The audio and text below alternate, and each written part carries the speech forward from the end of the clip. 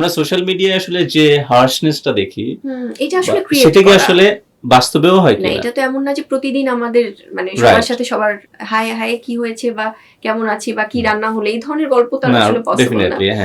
কিন্তু সোশ্যাল মিডিয়ার যে বিষয়গুলো, কারণ আমাদের প্রত্যেকের সম্পর্কটাই তো আসলে একটু ডিফারেন্ট। ট্রু। যে আই এম অলওয়েজ পজিটিভ, সেক্ষেত্রে আমি সবসময় ইতিবাচকতা ছড়াই, আমি সবসময় রেসপেক্ট দিয়ে কথা বলি, সেক্ষেত্রে আপনিও তো কোনো একটা রেসপেক্ট এক্সপেক্ট করবেন অবশ্যই।